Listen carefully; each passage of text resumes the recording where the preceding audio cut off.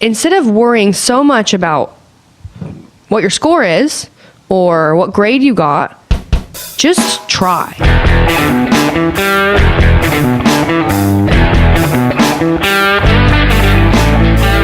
Hello, everybody. Welcome to Pirate Life Radio.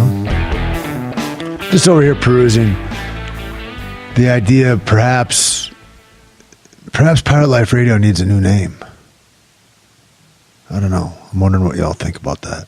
And video, I swear to God, a lot of times I'm like, I don't know if I can get the video up. I can do audio, and then I don't do any video, and then I kick myself in the ass for it. And I'm like, how important is video? I feel like consistency is maybe more important than video. Anyway, I'm here. I'm ankle deep. I was going to say neck deep. It feels like neck deep. Reality is it's only the ankles. In trying to write this book that I don't know that I have any business writing, and go through all the stuff in my head about what do I got to offer, et cetera, et cetera. But more than anything, I guess it's just for me. It's just an avenue, another thing that I can do. I was talking to a friend of mine today, having all kinds of troubles, and he has the same troubles over and over again I've known him a couple decades. And he does really well. He's super successful at what he does, but he doesn't do a whole bunch of other stuff on the outside of it. And it leads him into avenues he'd rather not explore, but does habitually. And I can't tell you enough. I can't tell myself enough. It really speaks to the idea of trying new things and getting good at new things and learning new things and trying to explore curiosity in life. I think that even developing a child or anything, all you can do is get them to be curious, teach them to be curious, and that falls in love with learning. That just one leads to the next. The other thing is I think that there's other parts of your mind that are inspired that gratify that dopamine when you're learning and when you're in creation than just being idle. And I think it's a lot of the reason that really, really wealthy people, it's like a disease of affluence, right? When you don't need to do anything, you're not compelled to do much. You don't need to learn much. It seems. But it'll cure all kinds of ills that are coming down the road. And you can just see it steadily. At any rate, this is one of the reasons I do this podcast, because it's difficult for me to do. Clearly, those that follow, thank you so much. Can't fucking thank you enough. Those that stick with me, Taylor Gelbrich, thank you so much, son of a bitch. Does great work for me, just prodding me on and putting this out. And my good friend for a long time, Eric George, that produces this podcast and puts the music together, and he's always just a positive inspiration, man. That's the other thing. Curiosity and surrounding yourself with good folks, building a good team of people around you. And whatever part of that team you are, man, just to play that role and to all rise together, man. It's a hugely important thing.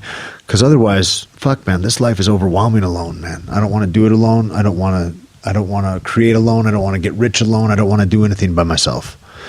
I really, really, really want to explore this life with the cooperation of all of you and look to this unity. And in that, I've been reading a lot of Jack Kornfield. And I don't know if you're hip to him, but he reminded me of this dude, Viktor Frankl, who was he wrote a great book, but there's a little excerpt that Jack talked about. He said, in Jack's words, he says, often we find ourselves in conflicts that unsettle our peace of mind. We face difficult situations and our problems can feel insurmountable. Pain, anger, and fear can arise in ourselves, in families, in business, and communities, and between nations. We'd like to find a way out of suffering. Even in the worst situations, the heart can be free. This is the quote. We who lived in the concentration camps can remember those who walked through the huts comforting others, giving away their last piece of bread. They may have been few in number, but they offer sufficient proof that everything can be taken from us but the last of human freedoms, the freedom to choose our spirit in any circumstance. And that's Viktor Frankl. Mandela said a similar thing, that they can't cage his mind, that he's free. And there's a transcendence that we can look towards, and that's what I've been trying to do, balancing my life, and that's what I try to balance these ideas in this book, and I just don't know that it'll take form and do it justice to what it really needs to evoke. But that's to maintain a calmness and a serenity and a balance regardless of external trouble, strife, noise, confusion. And a lot of it is just the level of importance I give it to. If I focus on the wrong things blow up and get big. If I focus on an injury, man, that can be devastating. If I'm focusing on a relationship, my money can suffer. If I focus too much on my job, my home life suffers. It's all these balances. And for me, I'm, a single dude walking through the world trying to figure it out and trying to do as well as I can. And what I figured is that I got sidetracked a lot of times in relations, and I'd put all my efforts into that. And that became kind of a bumbling fool's parade, because then I don't really work towards my dreams. And like what my relationships would be something that would be useful to avoiding my responsibility of honing myself as a man and as a principal person in my community. Am I a good citizen? And I think that looking the wrong direction, it forces me out of being as powerful a citizen or as positive a citizen or as useful a citizen as I could have been. And I think that I see that a lot. I know a lot of friends, and they think a kid will fix it, or they think getting a dog will fix it or whatever. And it's like, I see so much, man, that I go, the real thing is to focus on the right things and to not get sidetracked on the wrong shit. And like a child, nobody will say, hey, you fucked up and had a kid. But I will, because a lot of that is just avoidance. It's like, I don't know how to run life, so I think I'm going to tell somebody else how to run life, because now nobody will say that being a mother isn't an important job, and I certainly won't either. It's the most fantastic job in the world. It's one of the most beneficial jobs in the world. But maybe you ought to know a little bit about what you're doing, and maybe you want to have lived a life that your kid could look to and go, oh, you figured it out, and you could fucking help that little bastard. I don't know. The thing is that if I focus on the wrong things, then none of the right things grow. What I focus on grows. If I focus on the problems all grow. If I focus on the problems in my relationship, those grow. If I focus on the good parts of my relationship, those grow. It's all about discipline and where I focus my shit. So the thing is, for me, is I'm looking to try to right my focus. I'm looking to clear the lens, and I'm looking to say, how can I make Tait Fletcher the best, most possible, positive representation that I can be? And I have a mission statement for my life that speaks to that. And I write that out like a business. And so that's what I'm trying to do. I'm trying to incorporate my life with all the good and mitigate the bad. And the pain in my life, I cherish that too, and it balances the bad, man. One doesn't go without the other. I'm a big proponent of induced suffering in chronic, regular periods, so that you can have the most freedom in the most of your life. And whether that suffering is the stress of working out, the stress of fighting, training, the stress of trying a new thing, surfboarding, the stress of being disciplined, of waking at a certain hour and meditating every day for a prescribed time. When I put myself in it's almost a hypnotic state of mind when I get my focus on the task at hand. And I think that's what it really takes, to focus on the right shit. And there's a lot of nonsense out there that I clear the way from. Most people, when I talk to them, man, it's just clearing the way of the nonsense. It's getting themselves out of their own way. And for me, that's what I need to do. I need to get myself out of my own way. And I'm no expert in any kind of way. I'm stumbling through this. I'm trying to be as clear and as honest about it as I can be. And that's it, man. I've got this voice, and I'm just trying to throw it into the ethos, and maybe something sticks, but I'm as flawed as anybody, maybe more so. I don't know. But I really love what Ram Dass says. He says, we're all just walking each other home. And at the end of the day, man, we need a massive amount of cooperation. We need everybody to try. We need to try to push down apathy as much as we can. Mitigate the bad, enhance the good. Mitigate the frowns, enhance the smiles. So I pick really carefully who I have on this podcast. And I really want to get more and more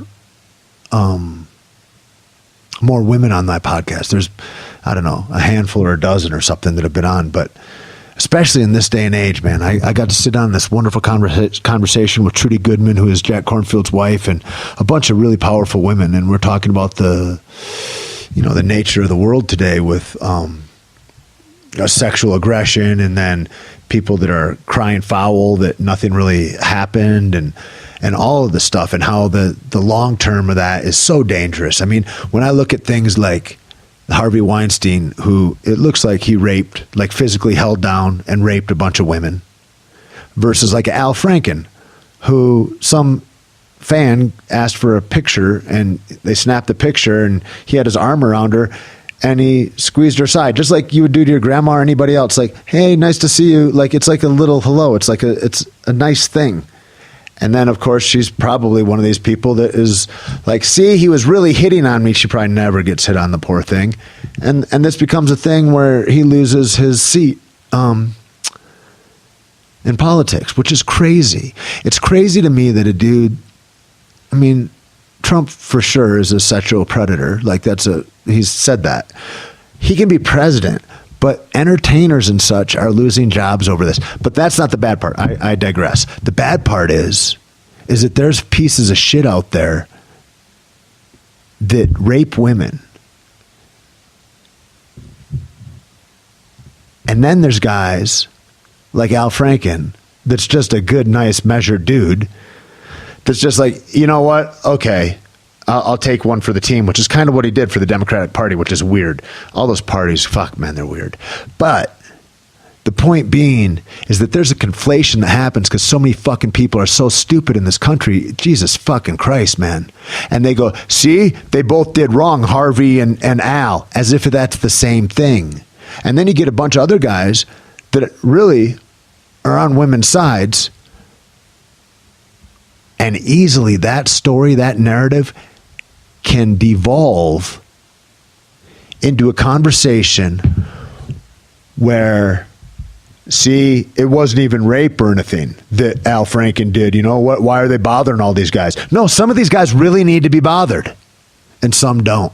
And what's weird is that we all have a pulpit now, this fucking microphone or this Instagram or whatever, where, you know, we're in a world, we're a weird society where the squeaky wheel gets the grease. And the squeaky wheel can be 19, fucking fat with acne, with no idea what's going on, just trying to control their own hormones and their own bullshit. And they can scream loudly and say, that's a microaggression. And that's somebody that's never felt aggression before. That's just ridiculous. The idiocy that's going on right now is crazy. And people are bending to these little whiny voices that are out there that just don't have the breadth of experience to really understand the nature of anything, let alone something as complex as interconnected social relationships. I mean, right now where things are heading is a dangerous spot.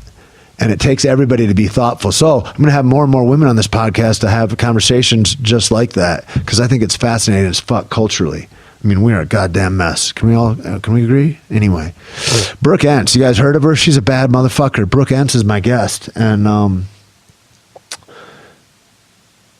don't know if this intro is a prelude into that or not. We had a great talk, man. And Brooke is a top tier fitness competitor in the CrossFit world. She's also an actress, DC Comics hero on Wonder Woman, and she and the one with all of them together, the Justice League. She's fantastic, super gorgeous, super fit, badass woman in all regards, and really conscious, like a really conscious, forward-thinking person. And it's a trip too, because she hears all the shit too, all the shit, man, all the stuff, the whole. You're too beautiful for this, or this is because you're beautiful, or oh, you're fit like that, you must be on drugs, or you've got a bad mental psyche, or what, like the thousands of things that people say. The thing is this, folks. If everybody could just look in the mirror and go, repeat after me. I'm the fish I gotta catch. I'm the fish I gotta catch. I gotta worry about me. And not in me doing well. I need to worry about me honing the barbarous parts of me to become a better human tomorrow. I need to worry about me, and I need to be a participant in life to do that. And all these spectators with commentary and all these squeaky wheels, if they would just get out and push a little, do a little fucking work, maybe they'd get a little scope and understanding of the world. And maybe you could see that we're all in this cooperative thing. We're not looking to have a unified gender, for fuck's sake. Men and women aren't equal, but they complement each other. There's things that women are more powerful at and things that men are more powerful at. There's all that. There's good men out there like myself that are always looking to go, how do I make a person more comfortable or feel safer or more sure of themselves? Whether it's me walking down the street and there's a woman walking near me and it's fucking dark out and she's obviously like nervous, I'll cross the fucking street, man. I'm not trying to make anybody feel nervous. I don't have to worry. I've got this huge male privilege that I do have, man. I don't worry when I park underneath in a dark alley. I don't worry about that. My mom and my sister, they've got to worry about those things. If somebody breaks into my house, God help them. If somebody breaks into my mom's house, that's real trouble. There's a difference, man. And I'm not having babies either. I can't, I can't feed a child off of my breast milk. I don't have any of these capabilities. I don't have the same kind of nurturing or the same kind of sense of empathy that women have. There's differences, and we can learn and grow, and we can grow our parts into that. And fuck, it's all okay, and it's all necessary, and we're all in a learning phase. We're all just at a phase, and that's one of the fatal flaws of dumb people, is that they take life and look at it as a snapshot. And this is a motion fucking picture. I'm not who I was yesterday, last year, or for God's sakes, 20 years ago, 30. I'm not the same guy. And tomorrow I won't be the same guy either. And we're all growing along, and we have to make room for each other's mistakes. And we ought to just applaud each other's successes. I'm losing my words. Maybe it's time to get out of this diatribe and move on. I love you all. I thank you for listening. And I hope you have a Merry Christmas. Today is Monday. And Christmas is next week. And I'm here in Santa Fe, New Mexico. And it's goddamn gorgeous. I'm watching the sunset. And I've got my dog at my feet. And things are pretty fucking wonderful if I don't look out too far. When I look out too far at whether it's the political agendas or whether it's impending nuclear disaster. I mean, I've been looking at impending nuclear disaster since I was a little kid. The Russians were going to come get us. Now it seems like the Russians have just bought us or something. I don't know what's happened. But if I look out at that stuff too much, I get all aggro. I get irritated. I get short with people. And I have no beauty around me, man. It's all erased and it all seems futile.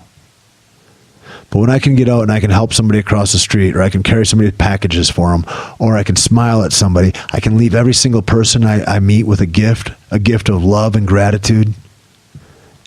That changes my life right there. And that's the stuff that I can impart a change on.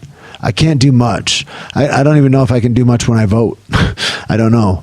But I know in the way that I treat people, I do that right now in my hometown. And that's the place we make the difference.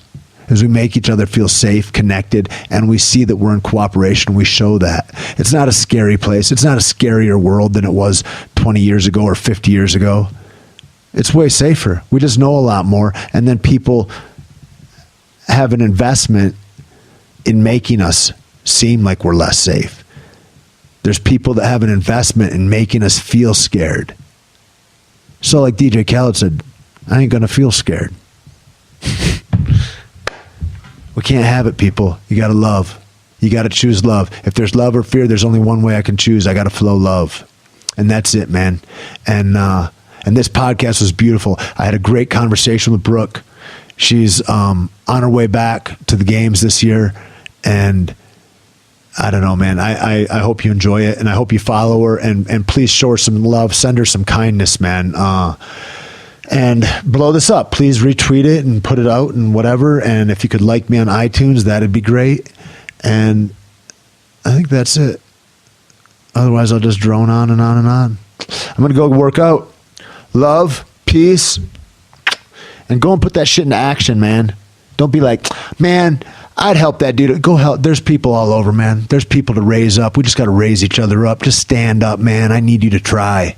I need every motherfucker out there. I need you to lead. We all need leaders, and we're all helping the one coming behind us. And there's somebody being born right now that's going to need your help. So if you're not making it your business to fucking clear all the barbs off your body and increase yourself to become the best representation of you that you can be as you walk through this fucking life so that you can help the person coming behind you, if you're not doing that, man, I dare say you're selling yourself short and you're not doing your duty as a citizen of the world.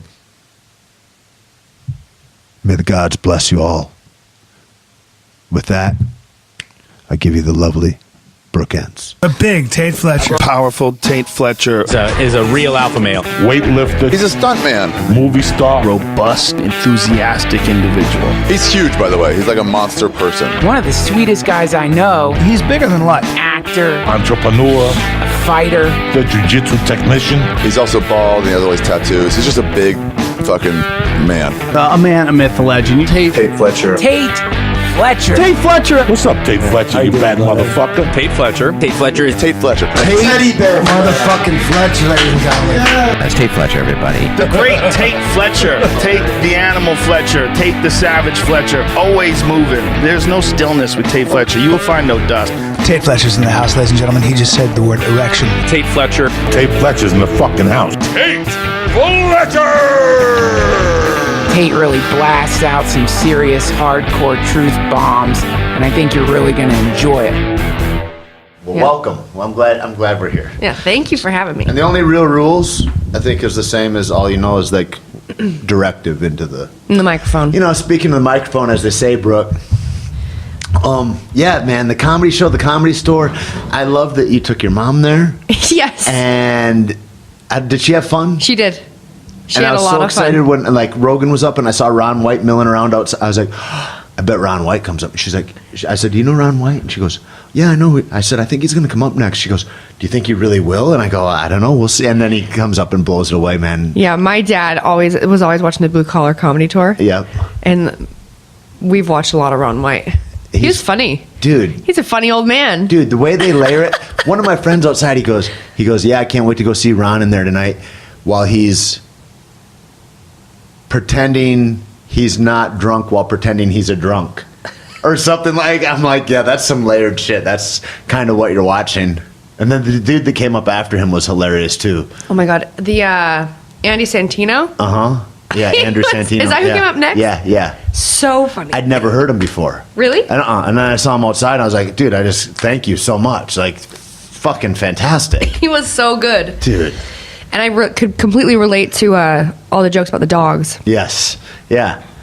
Yeah, he's, man, I love that, like, so when you say how often you go there, I go there all the time. I go there, when I'm in town, I'm there 4 nights a week or something like that, Yeah. probably. Because it becomes a study. It's like almost like a sociological experiment. You're looking at guys, and then, like, I don't know, I probably watched Rogan perform 5,000 times. Yeah. Like a lot. We used to tour together and so when I hear him and work on new bits and then you see him 5 times a week and you're like, wow, he's just changed a word. And these little tiny things that if you're not paying attention, you won't notice, but you think, oh, maybe he forgot. No, he didn't forget, motherfucker. It's precision. Yeah. And it's an art form. And he records everyone and he listens and he speaks it out thousands of times. And that kind of excellence and discipline is just, I love to watch that because I love to see the work, man. I love to go, this doesn't just happen, man. This happened because it sucked. and then that guy took care of it. Like everybody talks about, oh, I care about this, I care about that. Dude, care is like, if you have a plant and you care for it, you're wiping the leaves, you're watering it, and that's the thing that you can see those comics that are getting results. That's what they do. They curate the thing, and it's so easy, I think, for humans, for my lazy bitch inside me to go, oh, well, he's just talented or something. Yeah. No, he works harder than everybody. That's also true. He is talented, but he's curated the talent. Yeah, and you can tell, like, so I listened to some of his podcasts. Yeah. So when I drive a lot, I'll listen to his podcast, and you can tell just how well read and how like educated, and even if he doesn't quite know something, like he doesn't pretend like he knows it, but then you can tell he's read about it. Like he has information on it that is, you can tell that it's not something that he studies, but at least he's been paying attention to it and looking into it, which is really, really. And that blows people's mind. Yeah. Because when he's talking to like somebody that positions themselves as a so-called expert, and he knows about like, it. I don't know really anything about it, but I did read these 3 in-depth books about it, and this doesn't. And they're like, well, and then you see a guy flip and go, oh, he knows way more than me. Yep. Like, and they get, because what he is he's fastidious about the truth and about being accurate. And he's like, I think it maybe the most shameful thing for Joe would be is if he got into a position online where he said something that wasn't true and people took it to be like, it's like, it's like he offends himself in that, and that's it's cool to watch. It's cool to watch excellence work, and that happens all through that club. I mean, he's one example of all these guys that are fucking tremendous. So do a lot of the comics, I saw a lot of the up and comers too. They're there just all the time, just working on their stuff? When I first came into the world of it, I didn't understand it. And my friend Ari Shafir, he used to tour with, it was like me and Joey Diaz and Ari and Duncan Trussell would come, and Joe would take all these guys with him to make it fun. Because before that, Joe was like, man, being on the road is like sad and lonely, and you're in hotel after hotel and different people. And he said, so when I got some money, and because he had Fear Factor, he's like, and I had the opportunity to take my friends and bring openers. He's like, it was a no-brainer. And so I just brought people with me, and I have been doing that since. And with that, I think that gives guys a kickstart. And I've seen him start a lot of guys' careers like that. Like Tony Hinchcliffe has been going on the road with him for the last year or so. And like you can see guys really take off because they go, oh, there's real opportunity, there's real money. Because all those comics want is a crowd to perform in front of. And now they go from a crowd of like, 5 other comics that are in an open mic room, or 20 people or 300 people or whatever, and there's 3,000 people out there, and it's like live and electric because they're waiting for a real headliner like that, and they get to go with that guy. Fuck. Yeah. That's huge. So I just went to that was my second time going to a comedy show. My first time I went and saw Chris D'Elia in San Jose. Another of my favorites. Hilarious. Yeah. I mean, me and my friends quote him 24/7, but hilarious. And I got to meet him, and he had openers, all same thing. And they He's talked the about silliest too. Chris is. He's hilarious, man. I mean, clearly. But so Ari is telling me, he goes, Tait, these guys are just like fighters. He says every time you see us here, we're working out. So everything is just working out. We're always training. And so I know, like, back then when I was hanging out with Joey, you get a spot for 5 minutes at the store, or 15 or whatever. Well, fuck, that's not enough. So he would be like, and then I'm going to the Ha Ha Club, and then I'm going to go to Pasadena, and then I got a spot in San Diego. And he would drive multiple hours to accrue 40 minutes of time in a night, and it was that kind of work. And I related to that. Yeah. I could see that, versus all the guys that hang, because there's a lot of guys that hang around the store too, and you don't see them on stage like that. And then they go, well, yeah, that guy's just in a special spot. But it's like, no, they're grinding their dicks off. Yeah. It's crazy. Yeah, So- it was. I feel like if I were down here, I would definitely be wanting. That's where I'd hang out. There's no other place that's fun to go for me. Like, Yeah, I think I would feel the exact same way. yeah, I don't like I don't like being around a bunch of stupid people. Yeah. Most comics are really fucking smart, and so you're there, and I don't like being around a bunch of fucked up people. Yep. And although there's a lot of dudes that smoke a lot of pot at the store, there's not like open drunkenness. It's not like that kind of a party scene.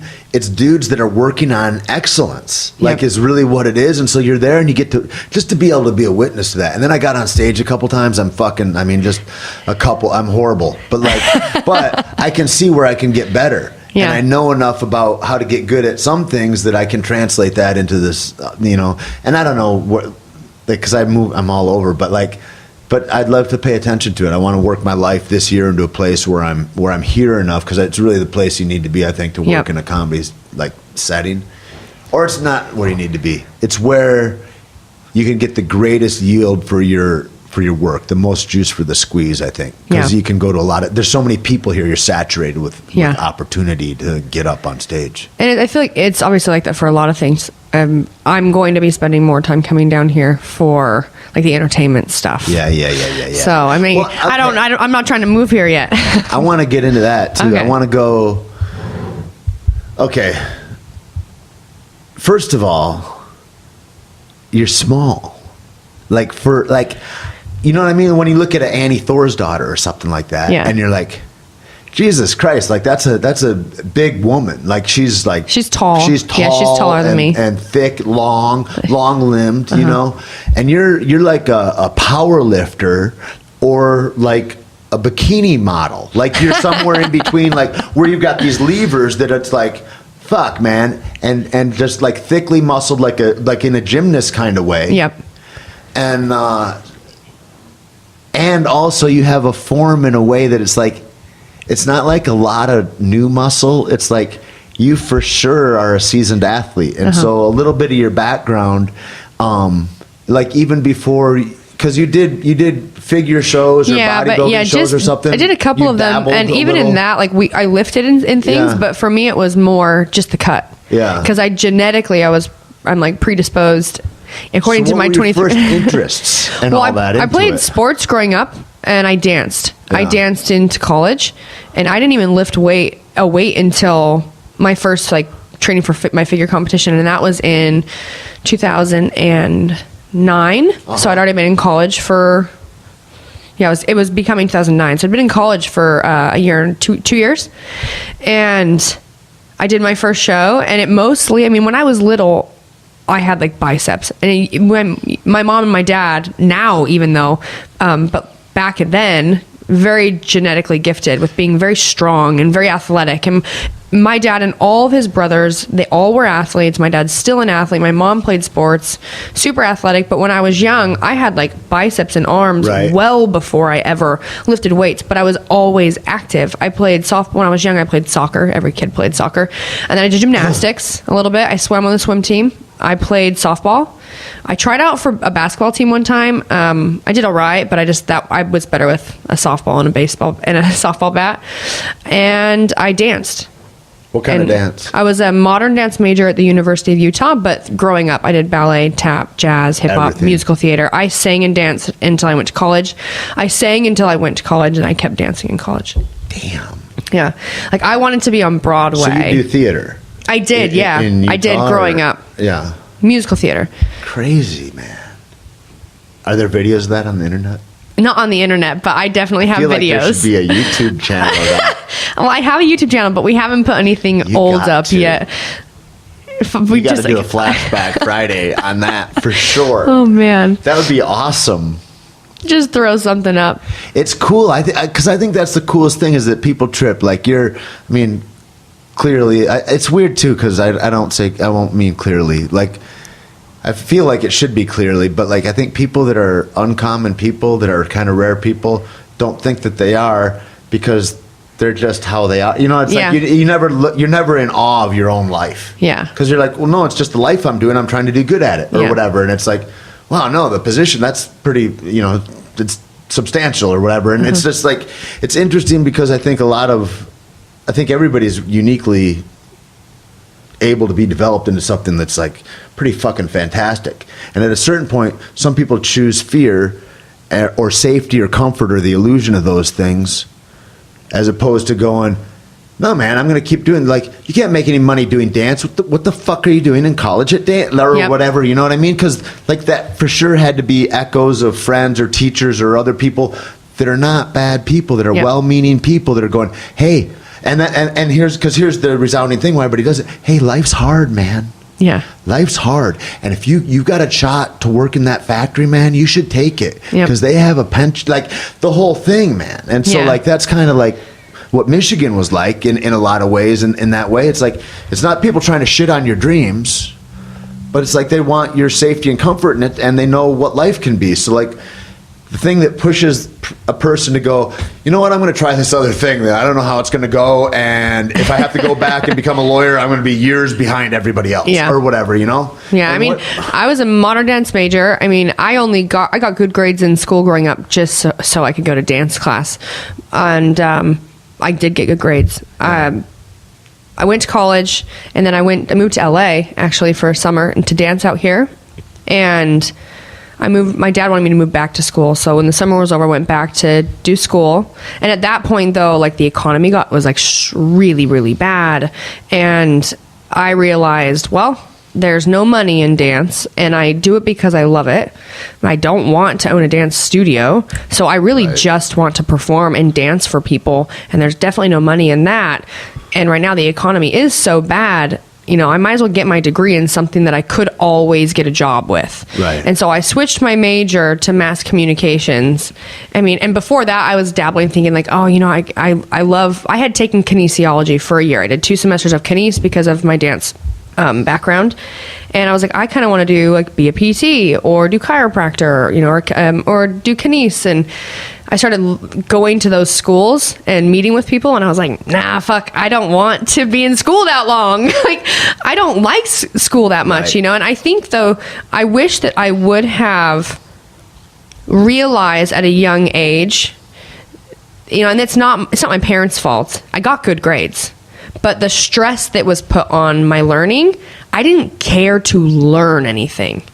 I was just doing it because I was supposed to. You know what I mean? And so now with like my nieces and nephews, I'm always talking to my nephew because, you know, letting him know, and my girlfriend, her daughter does not do well in school. And I'm always trying to tell Ruby, like, instead of worrying so much about what your score is or what grade you got, just try. Like, just do it to learn something new, and regardless of what comes out of it, like that's like, you know, because for me it's like I went to high school and then I got into a really good college, but I'm not using anything I learned in school. Right. I'm using the things that I've learned from having real life experiences with people and you know, interacting with people and trying new sports and, you know, all of this stuff. That's what I'm using. I mean, and some things you learn, you know, in school, but sure. But it's so interesting what you're saying. It's like a universal truth in a way, and it's like, it's tough when people say, hey, you got to listen to your heart.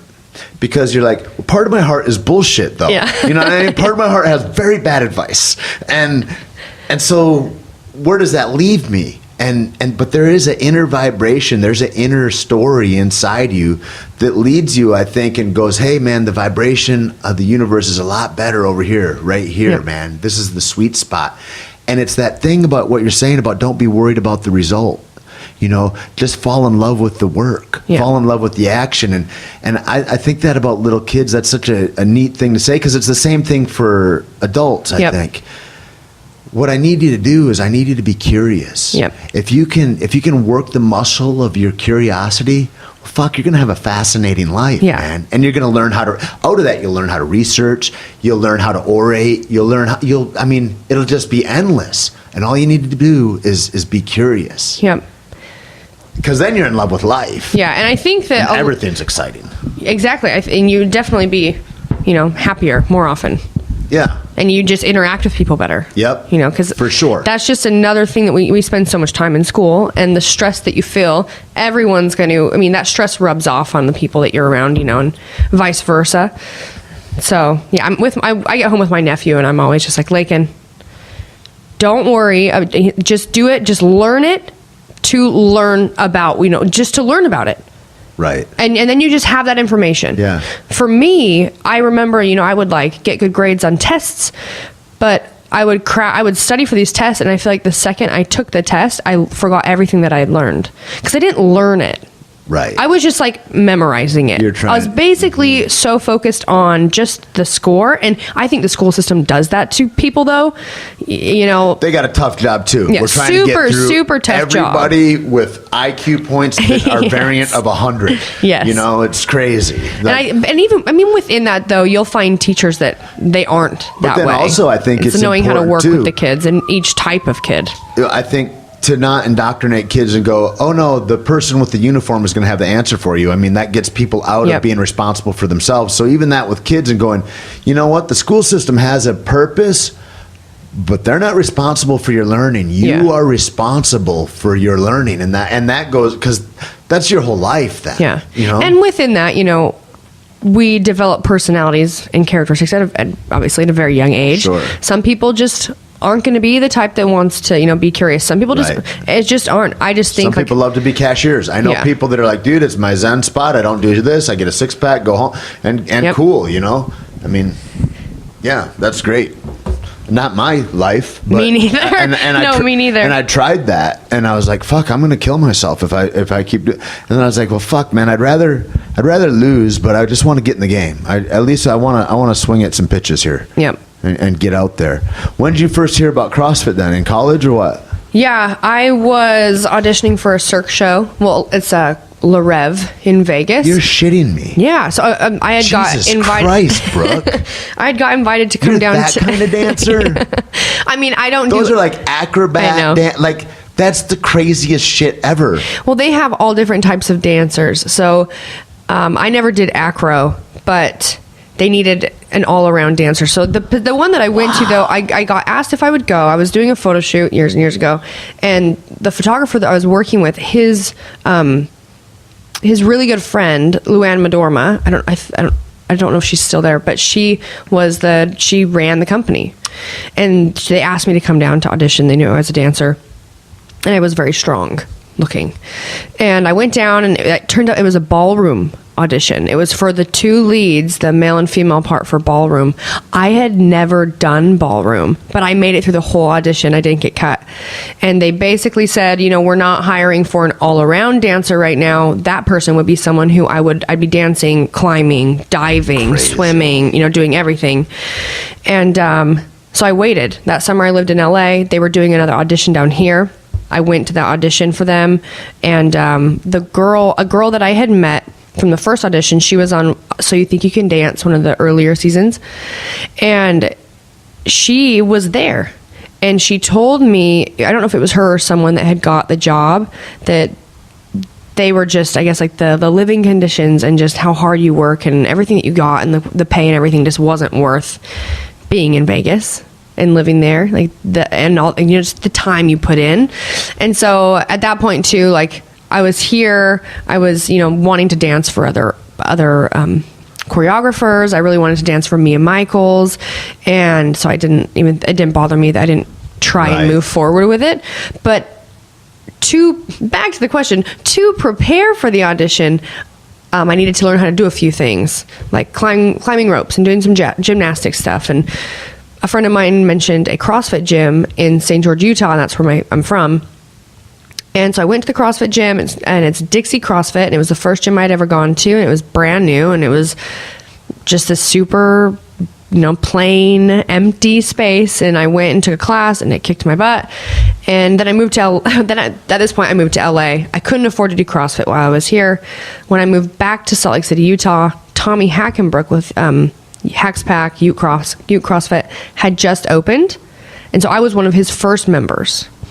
Awesome. Yeah, and I was there for a long time, but I didn't and I did team, and I was like, when you could have a team where one girl was your strong athlete and one girl was your like endurance athlete, like I fit the mold at that time. So I did team with them in 2011, and I didn't get to go to to the games that year with them. And it wasn't until after the 2013 games that I was like willing to try and put in the work to like be an individual athlete. Because before that I was a great athlete, but I wasn't training to compete at all, you know, and I didn't know how good I was. I know I was strong. And there's a thing too, I think people are going through, like, CrossFit Games not being CrossFit. Like that's like it almost needs a different name. It's such a different fucking animal. You know what I mean? And so like CrossFit athletes that were going to games, just learning how to train and how to periodize training and how to split different sessions and work on skill set versus endurance versus strength and that's still an art form. Even as the athlete changes from season to season, they're going to need a changing program with them, let alone year to year. I mean, it's just like MMA in the way that, you know, the guy that a few years ago, Khalipa and Spieler are both tied for 5 all the way through it. Yep. And they're 100 pounds different in weight.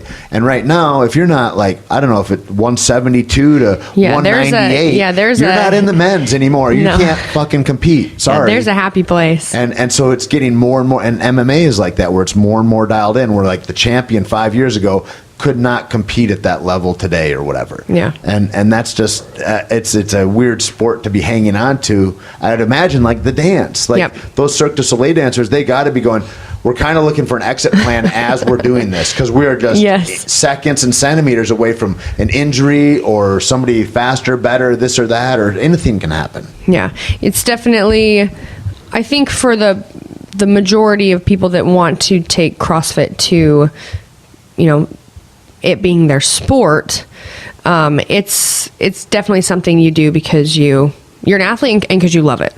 Right. Like being able to have like an exit strategy is kind of from the sport is kind of hard, because at that point when you're full-time CrossFit Games athlete, I mean, you're training almost full-time, and beyond that, most people are working at a CrossFit gym or they own a CrossFit box. But how many people do you think that go to the games are supported by CrossFit, or how many of those people are needing to have other jobs to accessorize that? Because there was that sweet spot too for fighting. I think there's a lot in between, right? I would say like maybe like 25-30% of athletes are doing pretty good with some extra income from things to do with CrossFit, right? Like sponsors and things like that. Supplements or whatever. But I would say, unless they're married or have like other money, you know, besides like maybe it's family money or whatever, I would say that, you know, 10% of the athletes are actually fully supported without having a real job and not owning a gym and not coaching full time. Like 10%. How many hours a day do you have to work as an athlete? Like, so if you were to have I work at Staples, and then also what do I have to do? How much time is that invested? Like invested is like within daily, like a social media stuff and things like that? In a single day, I'm an athlete that just wants to get into shape to be able to be... Oh, like just training? Just to be able to, in total, I mean, then this is counting like rest too, right? Like when you have workouts, you have like interval stuff and rest and rest in between. But like I'm 2 times a day, and my sessions will last, you know, 2 to 3 hours. Right. So driving all that, it's like 4 or 5 hours. Yeah, like you're looking at like yeah. I watched Lucas Parker train for a week, and I'd just never seen that kind of volume. Yeah. And it was amazing, because he's either eating, or he's in a warm up, or he's doing the thing, and it's just that cycle, and it lasts all day long. And this is probably not the greatest thing to say, but I would say, I mean, unless that's what you do and that's what you love, and it's like that's your thing, right? I would say, why put in that much time for that, and I mean, if you haven't won, you're not winning the CrossFit Games. Yeah. You know what I mean? Like, I just think that, and that's because I'm different than everyone else. We're all different. I want to put in as much work as I can and then this changes throughout the year, right? But with leaving a little bit of room for me to like not wear blinders and like be aware of what is going on around me and take on experiences that I will regret not doing. Right. And that you could take that and say, well, Brooke, that's why you didn't win the CrossFit Games in 2015. And it's like, okay, maybe. But I still Well, think then that begs the question yeah. also, is it worth it? Yeah. Would that have been also like, because that's just a thing too.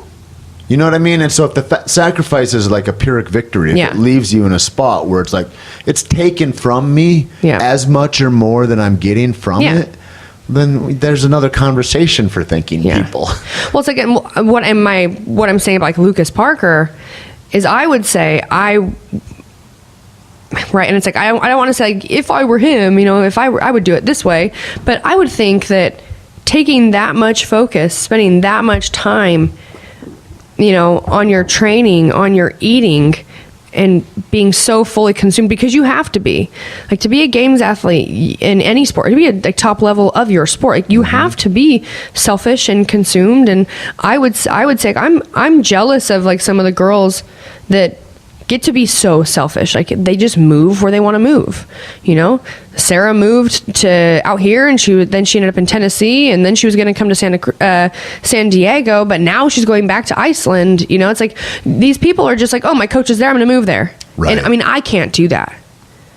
I mean, obviously, because I got a ball and chain. But you know what I mean? Like, so people are, some of the athletes are so beyond lucky. Right. Like Katrin, you know, practically lived with Ben. That can be fucked also. Absolutely, yes. Because the thing is like, you can be, everybody's a young athlete.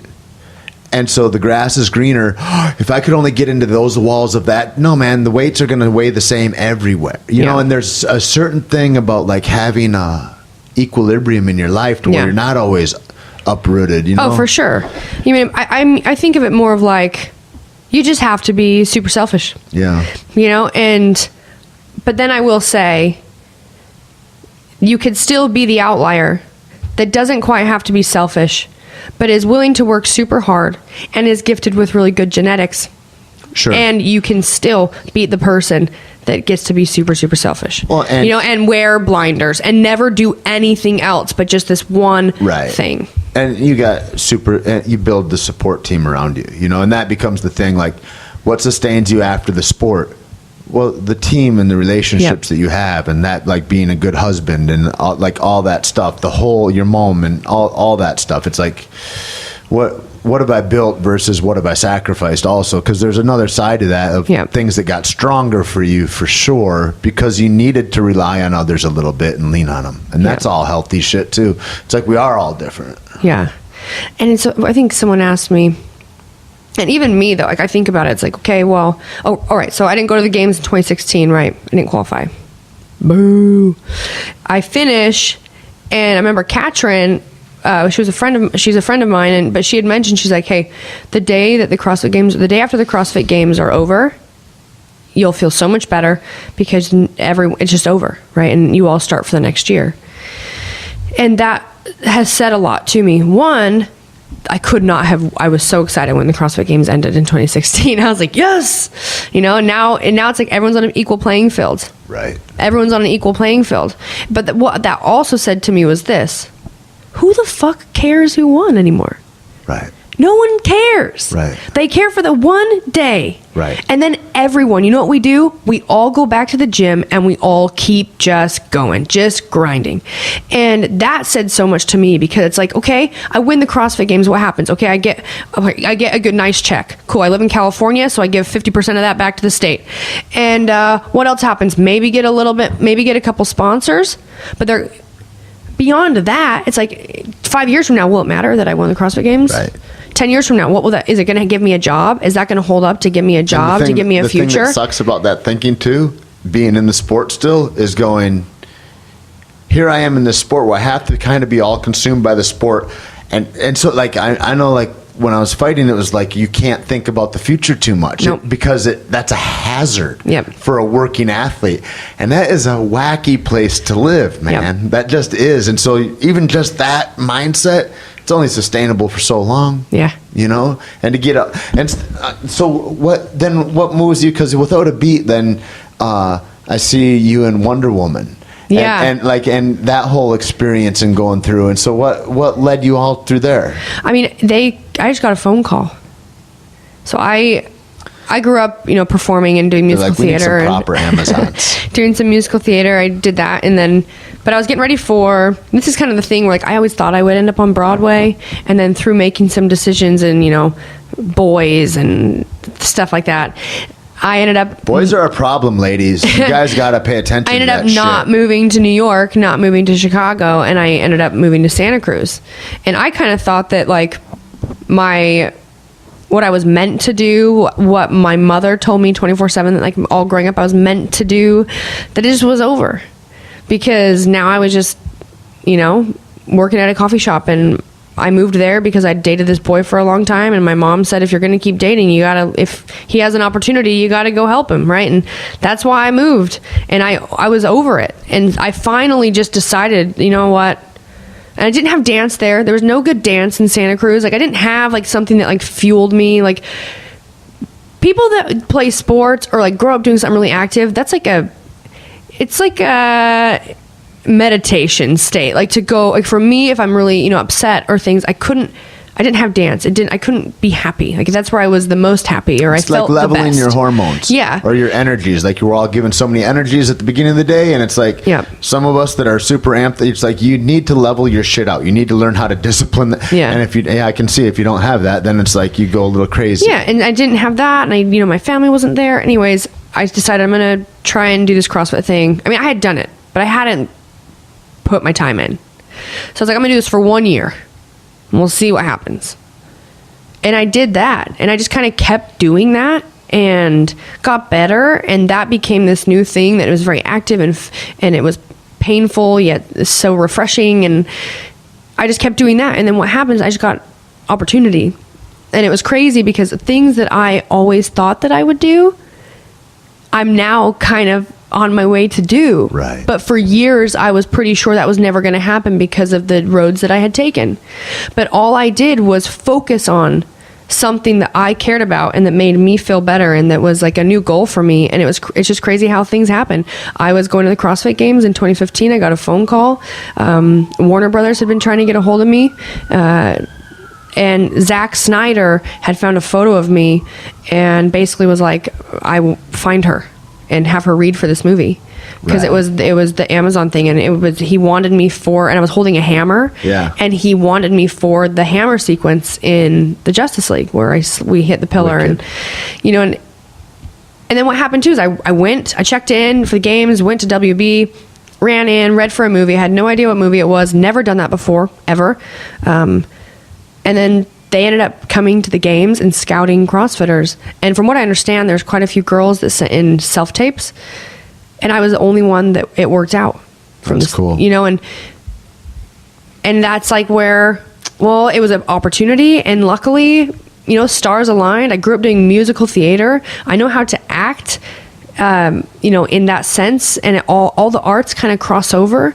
And I was willing to, try. It's interesting. And that was it. I mean, it was just a phone call, and it so happened to work out. And Zach, when I saw him for the first time, he was so excited because he said, usually those things don't ever work out. Like, he asks them to find something, sure, and it just doesn't work out. Yeah, I've been put in for a lot of things, and it rarely, what do they say? If you try for 500, you get one. Yeah, something like that. It's an interesting thing too. The thing that as you talk, it keeps ringing in my head is all roads lead home. Yeah, is that like. When you're in an act of love of what you're doing and an act of being supporting and helpful to those around you, it seems like, it's that thing. I can't forecast the outcome. I could not have contrived my life. Yeah. You know what I mean? I couldn't have brought about all the goodness in my life. It's like you fall in love with the life, and then the life takes care of you in a way if you're true to yourself. Mm-hmm. And there's devils inside me that aren't true to me. That it's like that's where the discipline is. It's like, and if you feel like you got your discipline on lock, you probably never set a snooze alarm. Like, it's like, no, man, everybody's got a little bitch in them that wants to set a snooze alarm and go, no, give me 10 more minutes, but it's, and so it's like in the controlling of the self, and like, that brings you back to going, man, I could have never positioned myself there, Yep. Which is lovely. Yeah. And it's like you talking about like the snooze alarm. It is something as simple as that in the morning, where the conversation that like to keep me going or get me going is so much just stronger. Like, it makes you feel a lot more like really powerful and in control of your decisions and your actions in your life. And it's very nice. Like, when I get up in the morning, or if I have to go and do something, or I have a flight and it's like 7 a.m., Right. which means that I You're have up to, at 3. or, I'm up even early because I got to drive all the thing. And it's, back, years ago or a year ago, a lot of those things definitely stressed me out, or I wasn't able to cope with them as easily. And now it's like, I love the morning. So I'm a total morning person. But now it's like, I got to be up really early. Okay. I set my alarm goes off. And if I want to stay in bed, the thought in my head is just get up. You can get up. You can you can hang out later. And it's like, oh, okay. I get up, get moving. Whereas the devil inside that's like, no, go back to sleep, used to be much stronger. Right. Louder voice. Yeah. And I've just started trying to focus a lot more, like trying to focus on winning my morning and getting up early. And now whenever I let myself like sleep in, unless I'm like sick or something like that, everything feels behind. Yeah. I try to have like 5 things that I go, okay, I want to wake up at whatever time. I want to accomplish 10 minutes of meditation in the morning. I want to have worked out. I want to have read at least 30 pages. I want to have written for at least an hour or whatever. If I just have like 3, I started at 3 things, but like when I do that, it's like like you're saying, it's like those things can occur at any time of the day. But just get those done. And then I'm building successes. And I think the thing about what you said after the CrossFit Games too, that strikes me as so true, is that all the winners that I know on Monday morning, they all start at 0 again. They're not riding off that shine, even the winner, no matter what. Like after the games are over, after that week is over, everybody starts at 0 again. And that's a huge thing, man, to not think that I'm living off the success of my last job or day or health and or anything. I mean, that moves into everything. Moves into acting. It moves into fighting. It moves into like any sport, right? Anything, man. Child rearing. Yeah. I mean, all of it. What as a strong woman in the world, and in the light of the current scope of things with sexual harassment and all that, and also being super smart and knowing the biology and growth of people, it's I was thinking last night, because the comics, they go hard on all these topics, and they're like, there's not political crescent that doesn't exist in the comedy world, right? And when I start thinking about all those things, I think there's also a learning curve in there, right? It's like your dog, if you go to the pound and get a dog, it doesn't know not to shit on the floor until it's directed to not shit on the floor. And so, like, when you're dealing with biological humans, also there's this aspect of like, there's people that like push the line of aggression, and then their parents are like, hey, that's too much, you can't hit other kids. And then you learn how to, and like, so we're all fully in this thing of navigating our own emotions, hormones, selves, thoughts, all these things. But now, also, you're completely judged or vilified for part of that learning curve. And it's not even necessarily if guys go over it. It's like, even now it's like allegations, because anybody can assert anything, and like you start a movement. And I think the interesting thing about that is, before social media, really, when you used to have a voice, it was because you merited something. Either you're a popular artist or whatever, somewhere in the world, or you're a politician, or you just got somewhere. You had a voice that was like, oh no, he's got credentials. Yeah, and now everyone. And now, when in a world where the squeaky wheel gets the grease kind of thing, and anybody with zero thoughts at all, they're like, I feel like this today, I'm going to start them, and they can do whatever. And so we're in a weird kind of time. And I think also it's tough for me to speak about. I've got opinions about it to some degree, but like, I don't have the same shit that my mom or my sister or you or anybody has to worry about walking out to a parking lot at night. Or like, there's all these kinds of things and these nuances, and it's like stuff that I'd always felt. Like, if I'm walking late at night and there's a woman walking down the street, generally I'll cross the street, like, lest she feel uncomfortable because I look like a fucking gorilla walking down the street, right? And it's like, so like, and I think as a bigger dude too, it's like you just get sensitive. You're like, well, I want to, I want to be careful around people. I don't want people uncomfortable.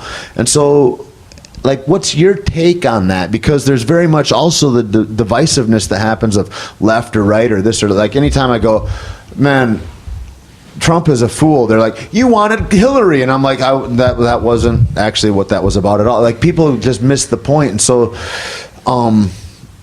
I've been really trying. Just went to this Ram Dass retreat in Maui a couple weeks ago, and I listened to these 4 women talk, and they took questions from the audience, and some of the women want to hook them in to going, yeah, go women and fuck dudes kind of thing. Yep. And these women, like Trudy Goodman, is what's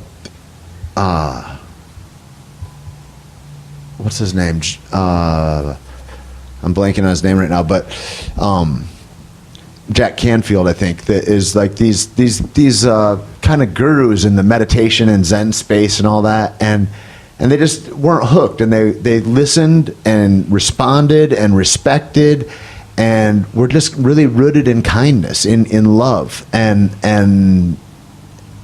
so I felt like I was a fly on the wall, kind of getting to listen to all of this and still being welcome in the room, which was really cool. But it's like, and then I thought, man, this is how we heal, is through conversations, and we don't listen to each other very much without getting shouted down on the other side. And what are your feelings as like a young and powerful and like, because you've got to even look at it and go, I've got privileges that girls that aren't me don't have. Like, it's like everybody can see where their advantage lies or doesn't, but like, how does all that land on you? Because for me, I've got my own experience, but it doesn't mean anything, you know? I mean, I definitely think that everyone's different. And I do have things for me that now you could say that they are, helping me gain opportunity. But I will also say that what I went through, the same things that are like if I were talking like my physique or something, right? Like the same things that are catching people's eye and working for me now worked against me my entire life. Right. And I think that this whole like people don't talk, and it's so much easier to be if someone likes something and you don't like what they're talking about or you don't agree with them, it's very easy to get very defensive. And I think that there is more people doing that than anyone being willing to still learn. I think I don't think enough. I feel like everyone would tell you like, oh yeah, I like to learn. I guess to learn. Right. It's almost like it's the hip thing to say. Yeah. But if you asked them, if you had a question, like a political question, right? And maybe you ask them, you want to know their opinion. So they give you their opinion, but then you give them yours. And it immediately turns into like, oh no, you're wrong, I'm right. Right. And you don't want to, now I'm guilty of that too. But if more people were willing to realize that it's almost like everything that is all came from, like, we all learned that from someone else, like what something means, what it's called, what it does, theories, ideas, feelings. These are all things that when you're young, you start learning what these words are. You have an idea of what something is because of that's what your dad used it for or called it, or your grandfather. It was passed down from generation to generation. Much in the same way that trades were. If your dad was a carpenter, you were a carpenter, all that. Yeah. So it's very easy to get defensive because you may be super attached to something, or something has always worked one way for you. But to try and step, outside of your own opinion or beliefs, and when trying to hear someone else's side, you don't have to agree with them, but just to try and see like bigger picture, where they're coming from. It might, if it may not change much, but it could definitely make the conversation like less aggressive, and it already put you on a path towards finding a middle ground versus just getting further and further away from each other. And that's like what you have with the political stuff. I don't really like to talk about politics, but there's a lot of people on both sides that want stuff to work.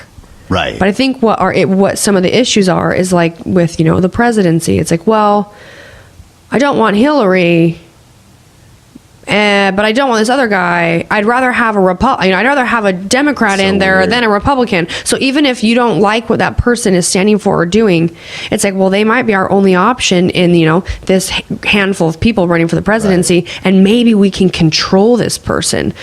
And that's never gonna work. And you could say, you know what, that could totally just suck for maybe we need better people running for office, And how do we make it attractive to a smarter pool or something, or make it less horrible? Because it seems horrible.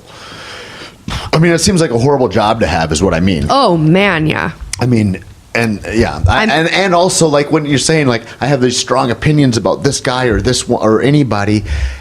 Where did I learn my strong opinion? Like that is such a huge thing that you said. Where did I learn my strong? Is it really true? Is that like, does my opinion really hold up? Or is that just some shit that I read a meme and I was like, oh fuck, that meme touched me.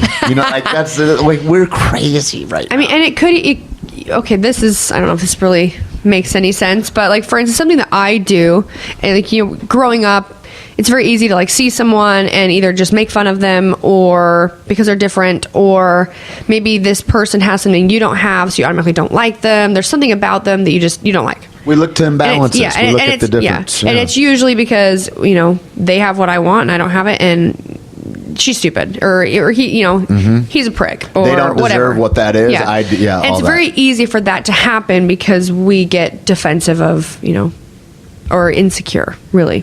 So things that I do is like when I see someone that might stand out in like a funny way, whether what they're wearing or their whatever it is, their circumstance or something, I will out loud change the way I will talk about that person to make it in a way that it's like, you're very different, but I celebrate that's it's very cool that's what you're doing. I love that. My friend, he says, man, leave everybody with a gift. And I go, what do you mean? He says, it can be something, but to strangers even, he says, even if it's just a thought, bless everybody that you see. And then I started watching my mind and what it does. And I walked in the gym one day and a dude walks up and I'm like, hey, what's going on, man? And he's, hey, and we say hello, and then he bounces. I'm like, oh, that fucking guy. And somebody I like, but I'm like, who's the voice in me? Like, what the fuck is that? Because that doesn't do anything except make me feel shitty. And then I'm like, why am I distancing myself from a dude that I really care about? And like, what? Like, and so I'm like, man, I got to watch my mind more. Yeah. And that thing about like proactively do the other thing. You have a shit thought, think kindness to them. Well, and it's and just to realize like that's them, it's their life. Right. That's their thing. Right. Like, yeah. Says that's your Andy. thing, bro. You got a new car? I don't give a shit. That's you got a new car? Oh, I don't give a fuck. God. That's your car. He's so good. That's your thing. Oh my gosh. Oh, it's so good. But yeah, but like in a sense, Andrew Santino, right? Yeah, Andy Santino was so funny. Holy shit! But for instance, it's like just be okay with letting them live how they want. Do you know what else too that you're saying that is so true? Is that, and it goes back to the little kids again? Is that like, be curious? Like, I don't need to have a super big opinion about the presidency or about whatever it is. But I can get curious about why. Am I not curious why you think differently? Yeah. And that's what I thought right when Trump. I was like, I don't know if it's bad or good. I don't know. I'll let it ride and we'll see. But like, I think the more important conversation is like, why do people feel so fucked up that they're like, we'll throw it all in the wind and we'll just, you know what I mean? It's like, because that was kind of what that bet was, and so I'm like, well, that's an interesting conversation to find out why some knucklehead still has a Dixie flag on the back of his car. Like, how does that serve you? Well, like, where did you get to where you feel like it would help if I didn't exist? Yeah. Like that your life would be better somehow, or I'm in your way, as opposed to like, we're in cooperation here for a greater good of the whole deal. And I think that's the truth that we vibrate on. And then I think all the news tries to push an oppositional idea to tell people a lie, is what it seems like to me. I don't know. All I know is if something feels nice or if it doesn't. Yeah. And I gauge it by that. And if I'm feeling anxious, I'm like, what around me is anxious right now? And how do I diminish all that? How do I make it all so it's, because I mean, really that thing is like, what am I leaving people with? Am I leaving people with problems or solutions? Am I leaving people with like meanness or antagonism and jealousies or love and kindness and a feeling of connectedness, you know? Yeah. I think we focus on the wrong shit. Yeah, something else I like to do, because I always love it with, for one, it's hard for me to take compliments sometimes, and so I'm getting better about when people do compliment me to like just say thank you, and instead of immediately thinking like I have to say, oh no, you know, like it's almost like it's almost like I don't want to, and I get like that with like certain things and like success. Like I don't want to have more than you. I never want to like make you feel like I am more than you or have more than you or whatever. And so I will sometimes diminish my successes or even like the way I talk about them to myself, or I won't even tell people about them because I don't ever want to exude something. Did you ever hear that poem about playing small, how it doesn't serve anybody? Mm-mm. Oh, fuck. I'm going to find out later. This is if I had I would ask my Jamie or somebody that was doing, but I don't have it right now. Anyway, there's a great, that playing small, that's not humility. It doesn't serve anybody for you to not shine, you know? And that's the thing too, is that like, I think about like, what am I shining for? Am I shining for my ego? Or am I shining to show other people that they can also shine? You know, it's like like when we see people, because that's what we mimic success or the most powerful person around us. And when we see that we can mimic like kindness and thoughtfulness, like, fuck, man, and that has huge returns. Yep. It's a big deal, I think. That's what I think is a more important conversation even than gender inequalities or things like that. Because like, for sure you're retarded if you don't think that we're irreconcilably connected and needed for a cooperative state of each other. It's Yes. like and things have for sure gotten better all through but the thing is about how do you resonate kindness regardless of where we live on the globe or what we look like or like all of that, because there's a greater good. I mean, I think about that all the time, like this disconnectedness from the ecosystem that we have. Like if you don't think that when you see a duck covered in fucking oil from a spill that you are too covered in the oil, you're thinking wrong, man. Because that's all the same air we breathe. And that's the real thing that blows my mind in any power structure like the United States government or whatever right now, is that like the first thing should be we're all on the side of the ecosystem. Like whether we're NRA guys, whether we're abortion people, whether we're whatever your fucking thing is, your weird little quirk that you think is more important than people's lives, like we should be on the side of good, clean air, water, and soil. Yeah. Like always. And when we make decisions antagonistic to that, I'm just like, what the fuck is going on? I mean, have you ever tried to eat $1 billion? Does it make it, bro? Like fucking, we can't eat that. It's yeah. We worry about the wrong shit sometimes. All the time, yeah. So when if you had your druthers, when you think about moving down here, what do you think that timeline is? I don't know. I think maybe I'll have a better idea like in the summertime. Yeah. Yeah. I will just be starting to work with some management down here. So I'll be coming down more often for stuff like that. Cool. And for, just meeting people and, being a part of the community. The more opportunity comes, the more people ask you to do more shit. So it'll be she's on the that. scene. And if it gets to a point where I just need to be down here, yep. Either by hook or crook, you know how to work shit out. Yeah. You're the girl that makes it happen. Figure it out. Yeah. What are your top 5 favorite books that were the most that got you curious, excited, or taught you something that you think about weekly or something? I need to take a look at what this book is called. I have one book. Mm-hmm. And it's because I never read a lot growing up. You're always moving. I was. And honestly, I think about it now with, getting more into business and noticing with writing or reading or my attention span. I think that I definitely struggled to pay attention. And when I would have to sit down and read a book, it was always for time in my head. I just could not, I couldn't get into it. And so, I got myself to start reading books and like laying by the pool and trying to be doing something very relaxing while also, reading. And that got me more interested in reading. But the book that I always tell, the book that that's right. I'm going to tan and then I'll read, is by Brene Brown, and it's called, oh my goodness. Give me just 1 second. We'll give you 1 minute. I always get it so confused. I like that. Oh, I got it. It's Daring Greatly.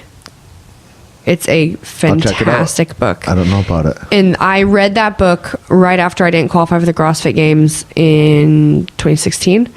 And because right after regionals... I want to tell you I was surprised. Yeah. That shocked me. Yeah. But at regionals... even after when the numbers came out, I was like, well, no, but she's gonna go anyway, right? They're like, I was like, it was just like it wouldn't compute. I was like, fuck. Yeah, it totally sucked. I mean, there was one event that really kept me out, and it was the pistol power clean event. And I went into regionals injured and super, super stressed. I hadn't squatted or gone below parallel in like 6 weeks, and then we had regionals. So that workout where we had the wall ball pull up workout first, I was wearing really thick knee sleeves, and I also was using this lidocaine cream that was on my knees to like numb my nerve endings. But I did all those wall balls with really thick knee sleeves on, and it's almost like first of all, I didn't have a lot of volume under my belt going below parallel, but also too, my quads my quads and my calf just blew up, But then with the pistols, I mean, I just couldn't go faster. Like I did not, in my head, it's like, just don't stop moving. Don't let the girl on your right or your left beat you, but you can't slow down.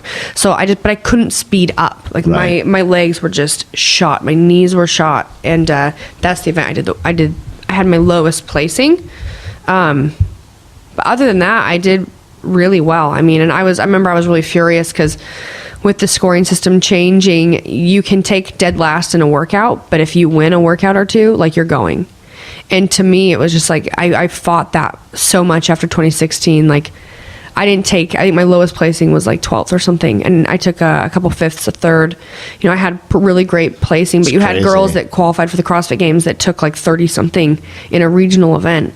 And in my head, it's like, this is bullshit. Right. I was so mad, and then after regionals, there was all of this terrible stuff. People were writing me on social media, and I just got into a really dark, bad place. And Can't read that shit. Yeah, that's and the worst. that book just, I mean, what it talks about is it's about vulnerability.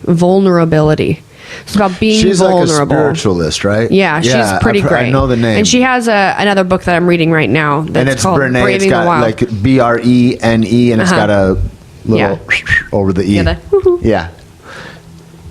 Yeah, man. It's and that whole the scoring system for that, like all sport, like new sports like this, it's like they're all working at like, how do we make it so that everybody's doing the same thing and that it all scored? Like, that's in variance all the time. The same thing happened with Abu Dhabi and like submission wrestling and fights.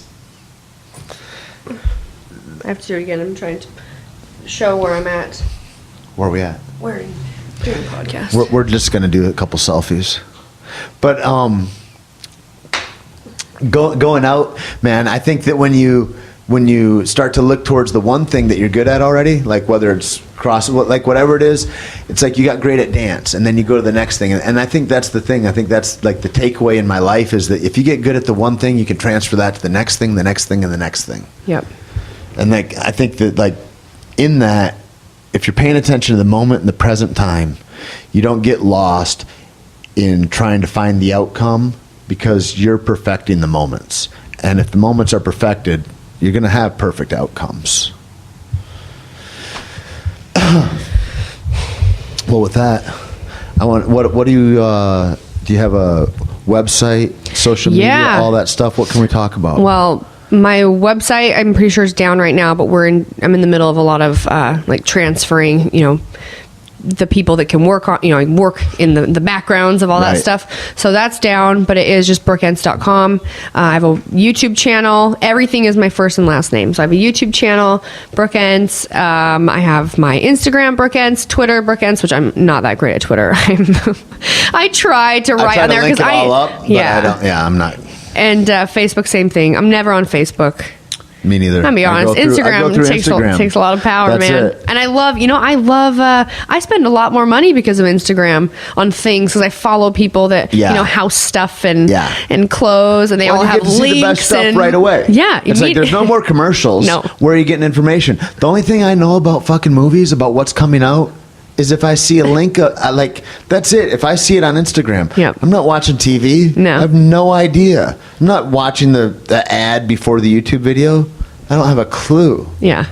Do you ever get coached by people like when like bodybuilder bros or whatever are going in? They're like, hey, you could do. Do you ever get good advice from folks for like social media? Yeah, no, for weightlifting and stuff. Oh my goodness, I have actually had people give me some cues and recommendation. And if they're very accurate, I love it. And if it's like way off, I'm in like some global gym international, I just chuckle. I have a friend of mine, and he's like a wicked. Like walk on basketball and baseball and football, like at ASU, like just badass athlete, great big dude. And he's like, dude, I don't know, it was like 525 for 5, and I go, no shit, and like he's squatting, and I go, that's a fucking lot, man. Yeah. And he sends a video and. Just like a quarter squat, and he's got because he said I hadn't gone below parallel, and so he's down and he comes and he's 1, 2, and it's like he's got just breaking the hip 4 to 6 inches of travel maybe I don't know, and just closing and opening the hip. And I go, bro, you did 0, and but then he's like, dude, even in all the best football camps and stuff right now, they're not, nobody goes below parallel there. It's pointless. It's too dangerous. I go, it's too dangerous to squat.